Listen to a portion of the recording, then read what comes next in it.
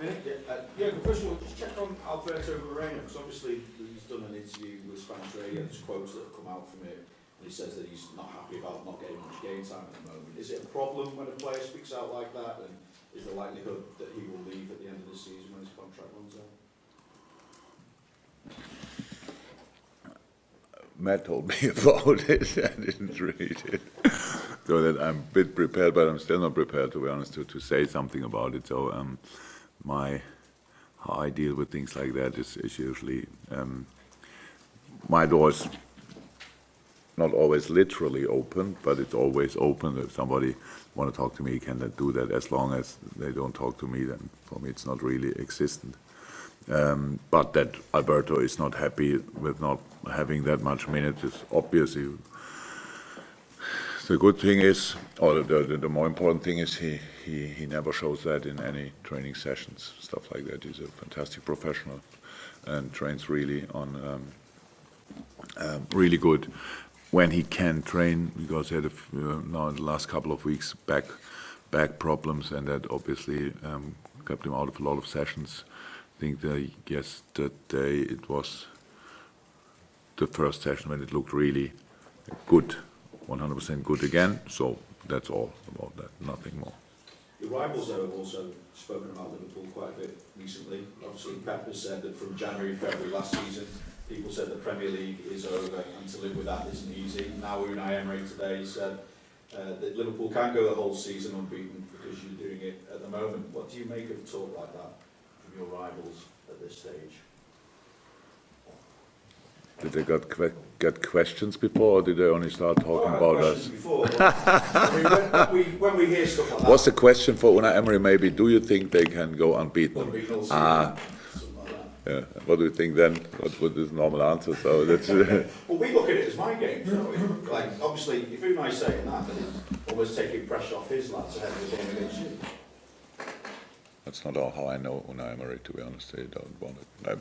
Nobody want to have pressure on their own team more than normal, but I don't think that they have the white flag or whatever and say no chance. That will be a tough game, and tomorrow night really tough, because they are good, and that's all what I'm interested in. And all the rest is we constantly respond to your questions, and you make then the stories of the question of the answers. So that's a nice little game. That's the mind game, maybe, nothing else. We all are focused on ourselves and try to make the best of our own situation. That's all. And also then, just one of three teams to have taken the point off you this season, the last team to do so in the Premier League this season as well. What is the key against them to ensuring... Play much better than we did at Arsenal, for example, would be a good idea, because we were, especially defending-wise, not as good as we can be, or as good as we were after that. I think it was the period of the Naples game as well, when we didn't do too well at Napoli as well, so we needed these couple of weeks for adjusting a few things. We did that, but anyway, they are strong. They are good with the ball. They are very lively. Their counterattacks are crazy quick. With Aubameyang, like I said, an outstanding striker couple up front.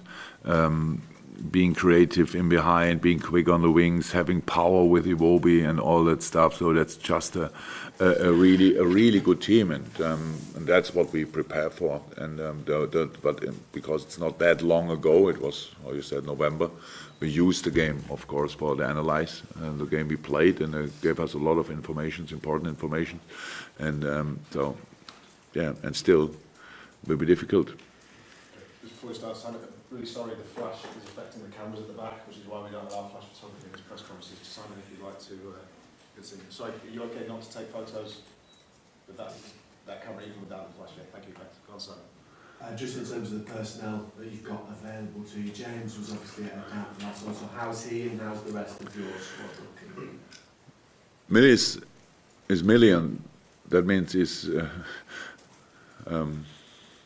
again ahead of schedules. He had a little bit with the muscle, and but he will not be available for tomorrow, so that's not possible. But hopefully the game after that he will be available again. I said Alberto trained first time really probably completely pain-free yesterday, so will be probably in contention. Who else was out? Dom Solanke has muscle problems, will not be involved. Do we have a list? Do you have a list? Thank you. Thanks for your help. So, Is James a hamstring? yes, it's that muscle. Yeah, yeah, and Joe obviously not, and Joel not. Both doing well, making big steps, but no, that will take some time. So in terms of the bigger picture, I know it's felt like as a family here and all the players are also one. And when you've got a member of the family coming back in Alex, Oxlade-Chamberlain, back out on the training ground for the rest of the time. I know he's still a long way away yet. But Best news. He really he started going on the pitch, and from the first step he did, it looked completely normal. Not like you know. It's sometimes when players coming back from an injury and they start running, then you see them still not really limping, but it's not the picture you have in your mind. And with Ox from the first step, it looked like Ox, and that was really nice. Then we had to wait for the reaction. There was no reaction, which is even nicer. So, yeah, no pressure on him, but it looks like he maybe February, maybe being back on normal training. Maybe, I'm not sure. Late February, March. So that gives us hope that he will be back in that season. That's the moment. We are usually not that excited about something like this, but a lot of things can happen. It's true. It still can happen a lot after being out for that long time. But it looks so positive, and it's just nice to have him around and smile in his face again. And very often has a smile on his face, but now with a good reason. Yeah, he's obviously happy, and we are very happy about the improvement. Juliet? Jurgen, after speaking to you on Boxing Day, I can't remember what day of the week it is right now, I think it's Wednesday, everyone was obviously very excited with the position you're in, but to go 6 points clear at the top in such a short space of time, what does that do for your players in terms of mental strength? Not a lot, to be honest. It's not that because we didn't think about the distance to other teams before that. It's just too early to think about it. If we are 6 points ahead and it's only 1 game to go, it's a big moment. But yeah. You might have won by then. Yeah. So by the moment, it's not really. It's nothing happens. It's to explain our situation. Maybe I'm not sure if we spoke about targets before the season. But it's clear with a team like Liverpool and with the size of the club, the quality of the team, you should go for a Champions League qualification. That was our target, 100%. We did it twice in a row. We want to do it a third time in a row, and want to improve as a team, want to play better football, more consistent, be more stable, all that stuff. And we are still on that way. Nothing else. It means that the only thing what's different to last year is that our situation is better in comparison to last year. But we are not even qualified for the Champions League yet. So that means we need to play football, what we like to do, and try to get results, what we want to do, and yeah, and then we will see what happens. Nothing changed. My 100% feeling was exactly like that after the game. It was exactly like this. It was not a little bit of celebration. It was just not time for that. Nothing.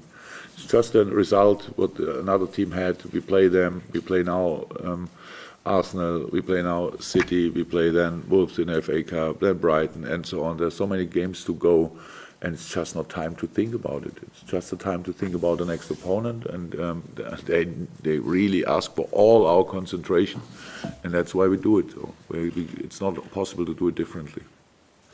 Michael? How impressed have you been since Dejan Lovren returned to the first team? Because he's had a fluctuating last 12 months or so. He played in and out of the team because of illness, injury, the form of Joe Gomez, but he really has forged an excellent partnership with Virgil van Dijk. Gets goals for you occasionally as well. I thought 2018 was probably so far one of the best years they ever had. So not only what he achieved with his teams, who was with us in the Champions League final, and with Croatia in the World Cup final, no, performance-wise as well, very stable. It's still these kind of old stories when people said this and that can happen from time to time. I can't remember the last time, to be honest. Maybe it was Tottenham in October 2017. So there was never a doubt about that. It was a brilliant year. So yes, and after the World Cup, he came back injured, and that's not cool. And that's why he was not even. We could not even think about him because he was not able to train and to play. So and since then, since he's in, for us, it's so our two last men standing, if you want.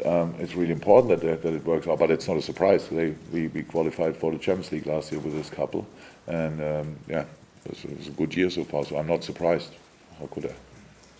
You know plenty about Pierre-Emerick Aubameyang from your time at Borussia Dortmund, joint leading goal scorer with Mohamed Salah. How much damage is he capable of causing on his best day? Yeah, a lot. He's an outstanding player, an outstanding person, really funny guy, nice guy as well. And obviously, he has the mindset for a proper goal scorer. So he's always relaxed in front of the goal. Maybe not always, but often enough. So the combination of speed and this finishing skills is pretty rare. That makes him that exceptional player. And of course, he's a threat in the big space and in the small space, and good in heading as well. So it's a nice package what Arsenal bought there, and so, yeah, that's tough. And in combination with like I said, it's really difficult to deal with because they combine pretty much everything. If you play with two strikers, what you wish for, if you play with two strikers, so that's just a very good combination. Okay. Can somebody? Yes. Could somebody? You got a sip? Do you want a drink? Cheers, Bill. There you go. That's okay. Just wait till. Yeah. Go on then. We cut that out, right? Oh, God, that's better, thank you. Survived? Just about, thank you. Yeah, welcome. Just to go back to Alex Oxlade-Chamberlain, we weren't probably expecting to see him through all the season. How much of a surprise is it to be at this stage he is now? It's a surprise. So I probably, if anybody from the medical department listens to what I said, they have a breakdown there because I didn't want to put pressure. It's how it looks. It looks really good. It looks just good, and of course it needs time, and each little muscle needs to adapt now again to the intensity. But what he did so far looked like. In the moment he looks, if you have a look at him in the little sessions he's doing outside, it looks like he can play tomorrow. It's of course not possible. It is a long time to go. It's so nice after that serious injury that you have this boy around. It excites all of us. It's really you see it, and it's a boost for the whole dressing room because he's such an important part of that. And even he's only around and doesn't train with us, it's already very important. And but if he would be back in the team, that would be really cool. But we don't know. But it's a surprise. He's ahead of schedule. He's ahead of schedule. It's always good news. And now we hope we will be very, very. We try to do all right. That we don't push it too much, but we don't want to hold him back. So that's it. We will see. We don't have to talk too much about his progress in the next couple of weeks and maybe probably month, 2 months. But then, if he makes further steps like he did in the last few weeks, then he can play Premier League football this season, which is nice to know. Anything else, Carl? Yeah, excellent. We'll go wrap on the back before we come to our visitors. David, anything from you? Yeah, just mentioned the Newcastle game about the idea that you're sort of unhappy with certain elements of the performance that you'd want to see them improve going into Arsenal about maybe We have to. openness in that first half of the counter-attacks and stuff. What do you say to players to use that as a sort of warning sign that, even though things are going really well at the moment?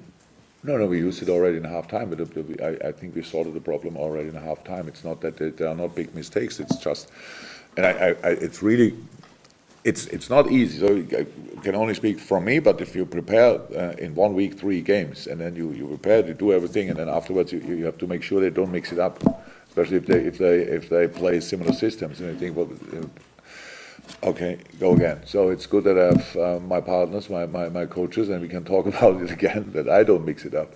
So and in this game it was really different.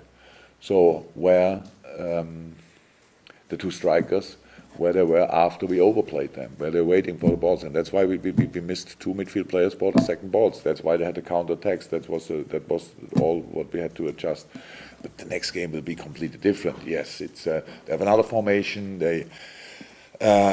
That's, by the way, another challenge. Unai Emery likes to change systems a lot, and even in the game sometimes 2-3 times. So that will be pretty interesting as well. But we have to learn from the game always. That's always how it is. That's why halftime is so important. That if you can prepare as good as you want, in a moment when the game starts, you see, that's a bit different. Because they have their own ideas as well, and then you see it in halftime, and then you try to adapt to that, and all that stuff. And that's how now with the Arsenal game, it's clear they had against us. What I heard this morning, I thought it was 70%, but I think it was 62% possession against us in the first game. That was mainly because we didn't defend well in up front, because they could pass through, and then it was quite difficult to get the ball back. And when we had it, we were not really calm enough in our own possession, because they press high as well. So we need to find solutions for that as well. But at the end, it's another information from that game. We had big chances. I think we had the bigger chances after the game, or maybe it's me. I only remember our big chances. But it was just a very difficult game, and that's an important information for us. But they are good. Unai Emery doesn't look on the points we have and they have before that game. He only wants to win a football game, and that's exactly what we do. If he would now say we have, I don't know exactly what we have, but 10, 12 points on it, and would take any information out of that, then we would be really silly. And the good news is that the boys are not silly. That's what they showed now all the time. We have to win against Arsenal was always difficult, and will not be easy in the future, and will not be easy tomorrow. So, but anyway, it's what we want to do, and for that we need to play really our best football, and we need again a proper atmosphere. If I could ask for something, I would like to have the atmosphere around when the people knew about the result from Man City. Maybe they can do it always in the result 2-1 Leicester, 2-1 Leicester, and then go for it. That was really exceptional in that moment. So if we could be that much on our toes, that would help a lot. Go across the east side, Adam. You're doing 6 goals for Jurgen since he joined the club so far. What have you made of his progress so far? Good.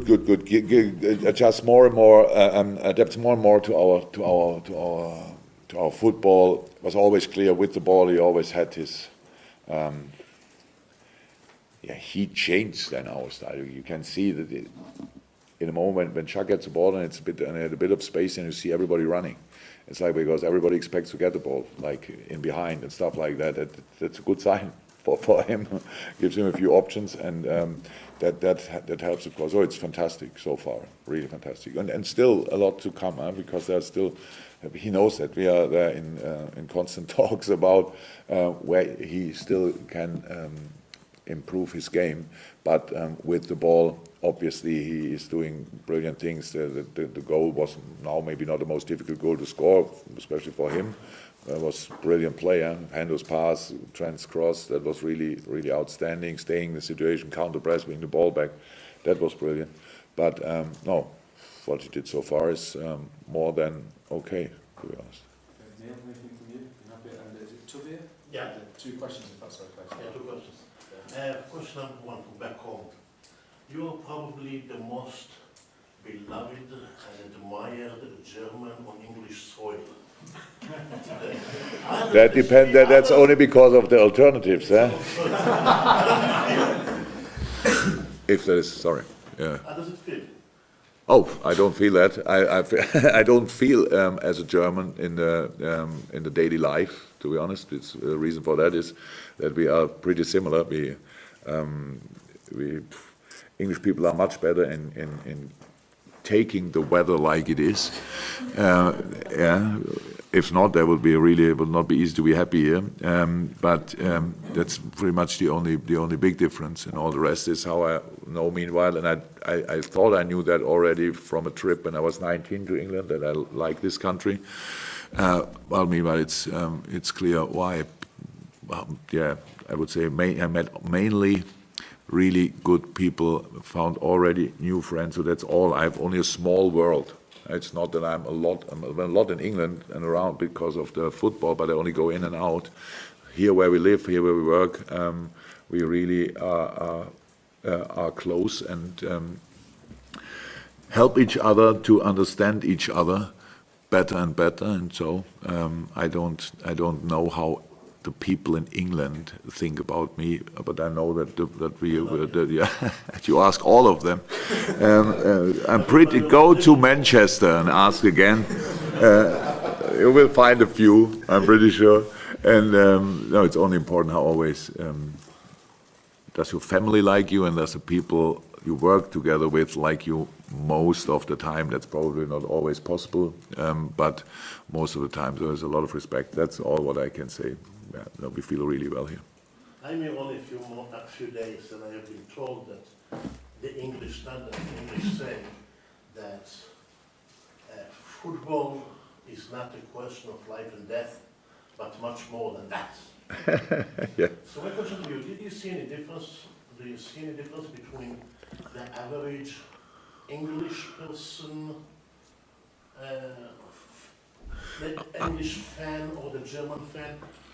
Oh yeah, that. They are much more into football here than anywhere in the world. I mean, Yeah, in Germany. I would say so. Yeah. It's more How intense. did it come out? How do you see it? It's more intense here. It's more intense. It's more important for the people if your team is winning or not. Why is that? Do you know why? I think the English people bet much more. So.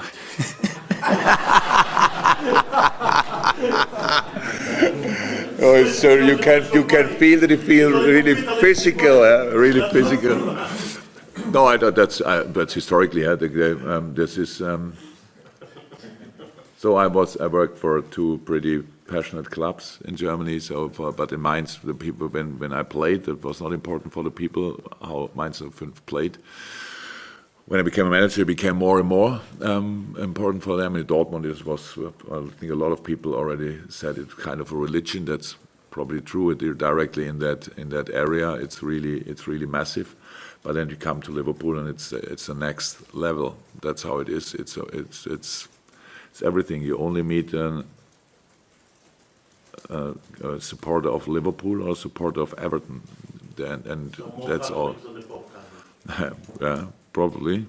So it's more intense. It's nice, and the atmosphere in the stadium is different. It's different. Germany, we have this constant singing around the football games. Here, people are really in the game. That means if nothing happens in the game, it can be really silent. As well, that's possible. If not anybody scored and they're singing the song for the player or whatever, then it can be really silent. But in the moment when the game is lively, the crowd is lively. So that's just different. It's not better or worse. It's just different, and yeah. Thank God we work for a club with a stadium where the atmosphere is on the very, very good side of